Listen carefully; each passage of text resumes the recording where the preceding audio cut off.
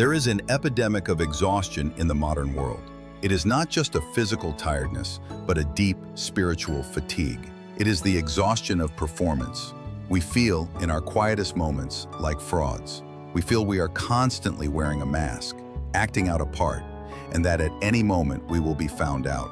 This is the ordinary world for the modern hero, a state of chronic, low-grade imposter syndrome. We are actors, so long in costume that we have forgotten our own face, and we are terrified that beneath the mask, there is nothing at all. Now, let us explore the profound wisdom found not in adding more, but in letting go. This is the great trap of the ideal. From the moment we are born, we are handed a script. We are given a series of masks or personas and told, this is who you must become. You must become a good child. You must become a successful student. You must become an productive worker, a responsible partner, a calm and spiritual person.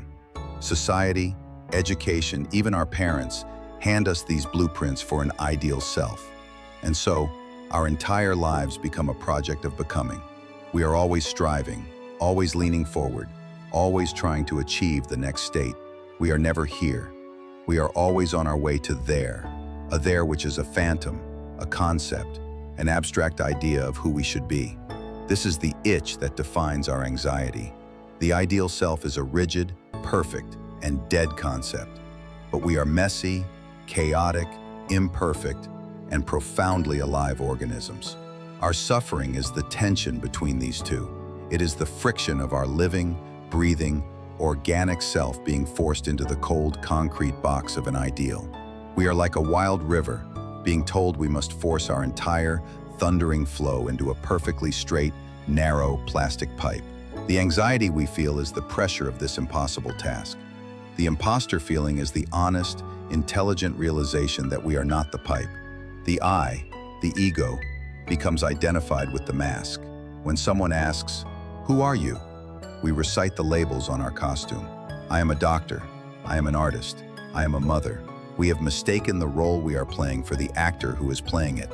And because we know on a deep, instinctual level that we are not this rigid ideal, we live in fear. We are afraid that our true, spontaneous, and messy nature will burst through and shatter the illusion. So we perform harder. We double down on the mask. We curate our social media. We polish our speech. We suppress our unacceptable feelings. We become exhausted, hollow shells, performing a part for an audience that is, itself, just a collection of other exhausted actors. The common solution only makes this worse. When one mask becomes too painful, we simply trade it for another. We discard the materialist mask and adopt the spiritual one. We discard the corporate mask for the rebel mask. But we are still performing. We are still at war with ourselves, still trying to become an ideal. We are still trapped in the ordinary world of the ideal, just redecorating our prison cell. This is the call to adventure, the realization that the entire game of becoming an ideal is rigged. The only way to win is to stop playing. We stand at the threshold, having seen the prison. The ordinary world is the exhausting performance of wearing a mask, of trying to become an ideal self. The mask is suffocating. The hero, in their pain, makes a logical, courageous vow. I will stop being fake. I will drop the mask. I will find my true self. I will, at all costs, be authentic. And here we fall headfirst into the most subtle, most beautiful, and most frustrating trap of the human mind. This is the ordeal of our journey. This is the paradox of effort. The mentor, Alanwatts, arrives here, not with a new map, but with a question. Who, he asks, is this I that is trying to be authentic?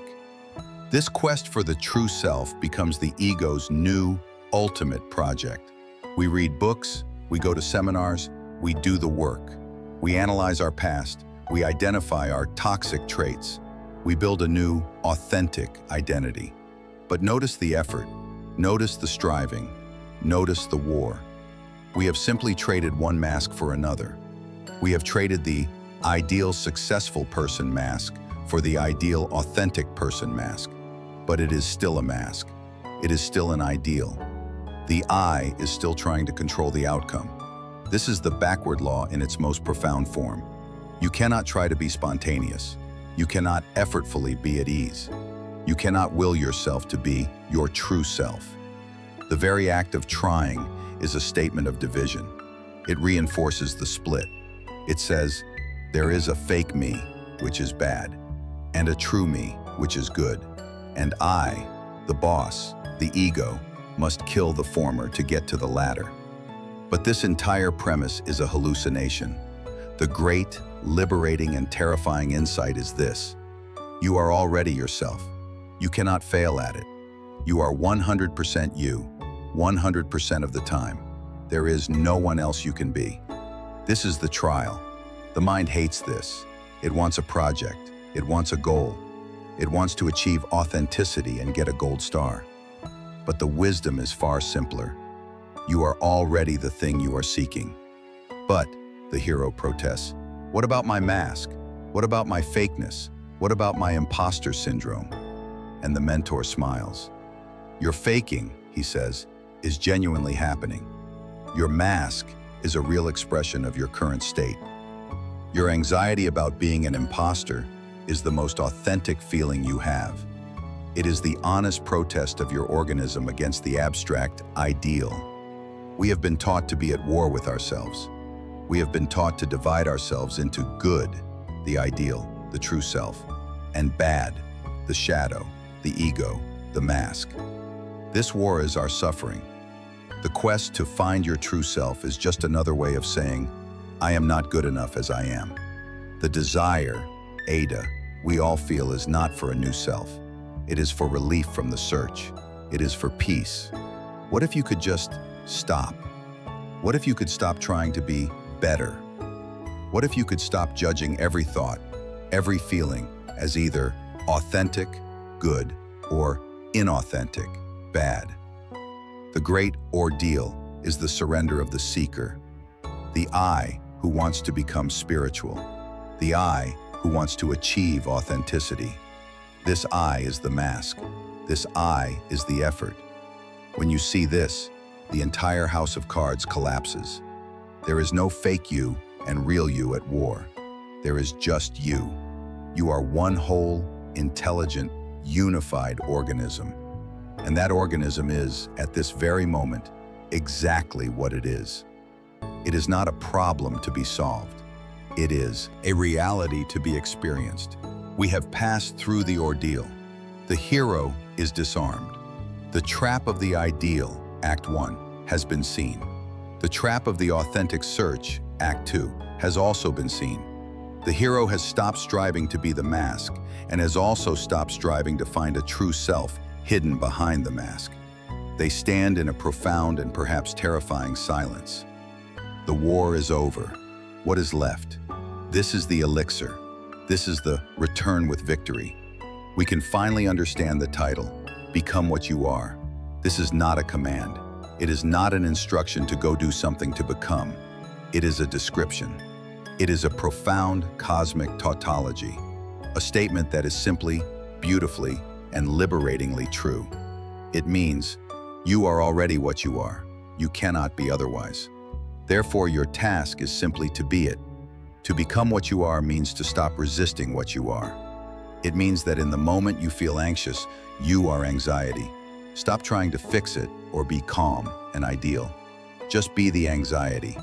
In the moment you are faking it at a party, you are that faking. Stop judging it. Just be the actor, acting. This is the great liberation. The victory is not the discovery of a true self. The victory is the dissolving of the internal war. The imposter syndrome vanishes. Why? Because an imposter is someone pretending to be something they are not.